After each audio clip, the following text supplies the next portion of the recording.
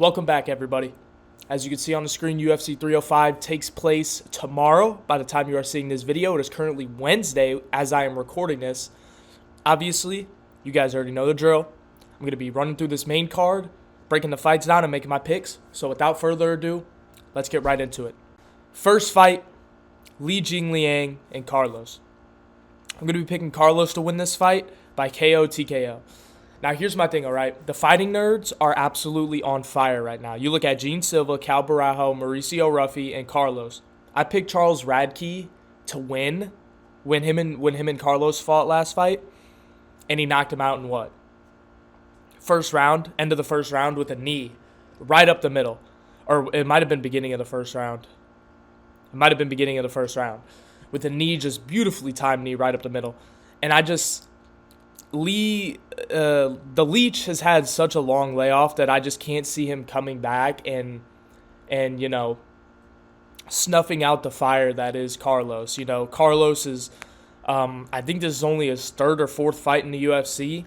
Obviously, he's undefeated. He's on a great run right now.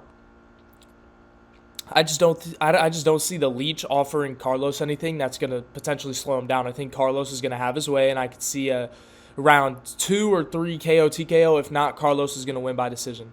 I think this is going to be a good fight, though, however. I think this is going to be a good fight, but I'm picking Carlos to win by KO TKO.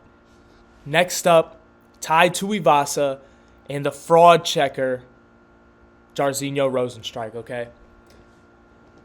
I'm picking Tai Tuivasa. Now, I know Tai is definitely on a bit of a skid as of late, but his power is truly immense, is truly exceptional for the heavyweight division. And I know that sounds weird because every heavyweight has truly exceptional power, but I've seen this man on the verge of getting knocked out come back and win by KO. This man, people forget, this man knocked down Cyril Gane and almost finished him in the second, third round of their fight.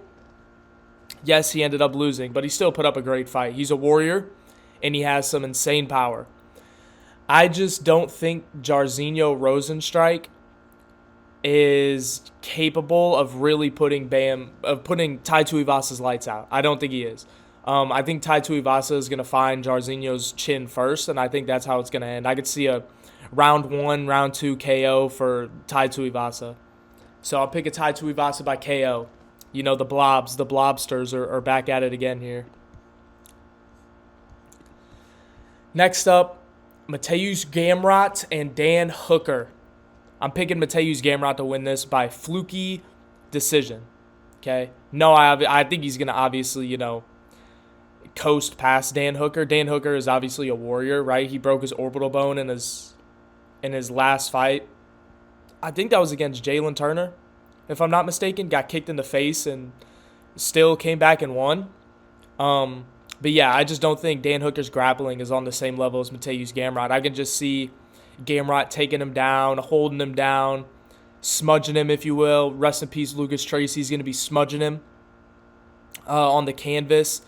Yeah, I just think Mateusz Gamrot is I don't want to say head and shoulders above Dan Hooker because Mateusz Gamrot isn't necessarily the best fighter in the lightweight division. Obviously, he's not. But I think that this is going to be a pretty easy win for Gamrot. I'm not going to lie. I think he's going to win this by decision. I think it's going to be 30-27. I can't even really see Dan Hooker getting around. I think it's going to be 30-27. Mateusz Gamrot. I don't think there's even going to be any knockdowns. He might throw up a submission attempt here and there, but no real heat behind those things. Co-main event. Kai Kara-France and Steve Erceg. Steve Carell, yes. I'm going to be picking... Oh, fuck, dude. This is going to be a great fight. I'm going to be picking Steve Erceg. Dude, I'm picking Steve Erceg. His last fight against Pantoja, he looked so much better than I thought he would. And this fight is going to be a striking masterclass, I have a feeling. This fight is going to be a striking masterclass. It should have been 5 rounds, but I'm fine with 3. Either way, it might be 5 rounds, but I'm pretty sure it's 3. But Steve Erceg, it'd be silly to look at his last fight and say that he didn't level up from that fight. Even the training camp going into that fight, I mean, you can tell he leveled up. He went from knocking out Matt Schnell to fighting for a fucking title. He's young. He's up and coming. He's new, right? He's fresh meat, if you will. Kai Kara France has been doing this for a little bit now, okay? Not saying that he can't get better, but I think Steve Erceg's room for improvement is much larger than Kai Kara France, considering Kai Kara France has already been finished in the UFC multiple times. Don't get me wrong, Kai Kara France is still a great fighter. He's still a great flyweight. He has a shitty back tattoo. He's a great fighter. I just think Steve Erceg has the more crisp, fundamental boxing. Kai Kara France, however, has the better kickboxing. So it really depends. If Steve Erceg can find a way into that boxing range, into the pocket, I think Steve Erceg is going to win. I could see Steve Erceg knocking him down maybe in like the second round, maybe third round. But I just don't think Kai Kara France really has the finishing ability to put away a guy like Steve Erceg just yet. I don't know, though. Like I said, Steve Erceg is new, so we haven't really seen a lot of the holes in his game aside from his late fight IQ. That's about all I can see. Obviously, his grappling isn't the best, but his get-ups were amazing against Pantoja. His scrambling was amazing against Pantoja. His takedown defense could use a little bit of work, but other than that, this guy is a phenomenal striker. Phenomenal striker. And I think if Kai Kara France can somehow get Steve Erceg thinking about a takedown early on in the fight, then I can see this fight going Kai Kara France's way. But I can't see that. I think Steve Erceg is going to find a way to get in range.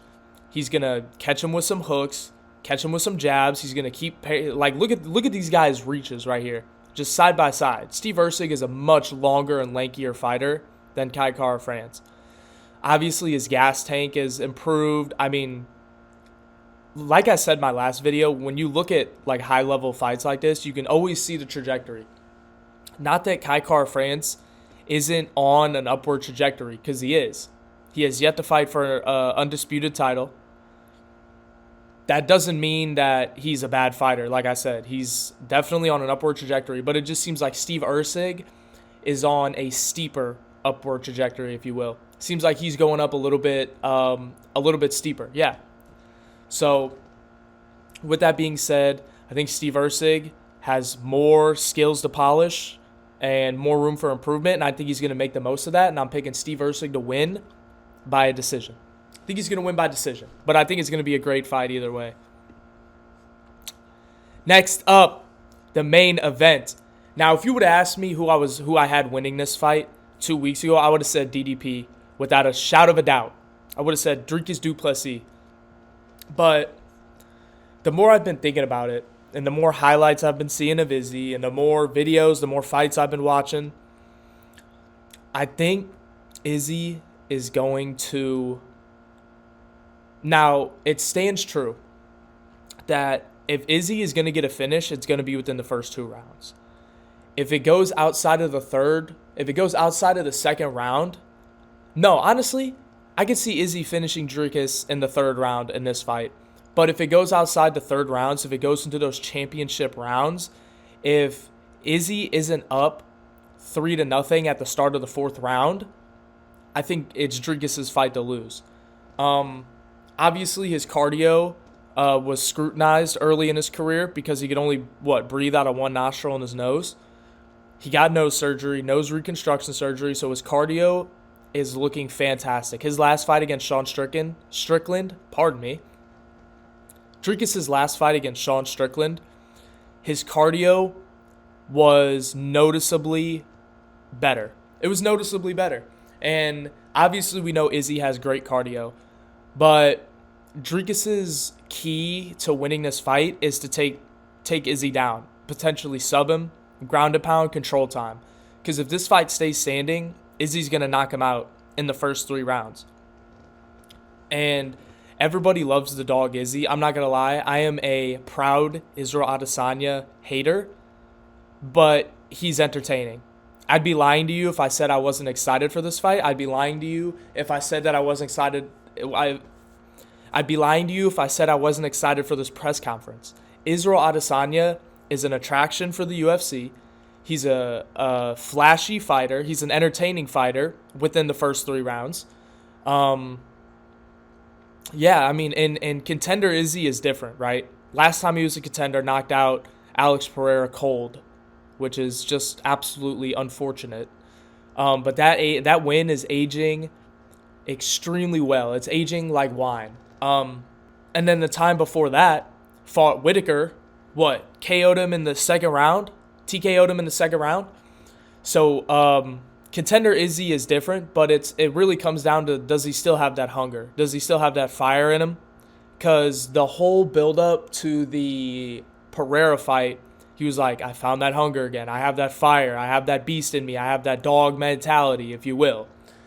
No pun intended there. But it seemed like he kind of found that, and he found the perfect time to strike, the perfect, counter.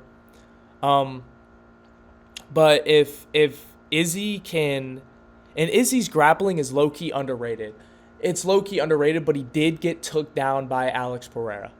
So if Izzy really can hammer home the wrestling defense and takedown defense fundamentals, then I think he can win this fight within 3 rounds. But if he gets taken down at ease, within the first 2 rounds, I think it's going to be Dricus' fight to lose by decision. So if this fight leaves the 3rd round, I'm picking. This is going to be the only time I make 2 picks on one fight, okay? If this fight leaves the 3rd round, I'm picking Dricus by decision. If Izzy's going to win, it's going to be inside the first 3 rounds. I can't see Izzy winning this fight by decision. He could prove me wrong, but I just don't see it happening. So I'm picking Izzy to win by finish inside the first 3 rounds. If it leaves the 3rd round, I'm picking Dricus by decision. That's my picks. As you guys know, the last time I made picks, I was spot on. I was 2016 Curry. I was 2024 Olympic Curry in this bitch in the 4th quarter. So hopefully these predictions can come to fruition, and make sure you guys tune in for my recap of UFC 305, hopefully dropping next week on Monday or Tuesday. Thank you guys. Appreciate it as always.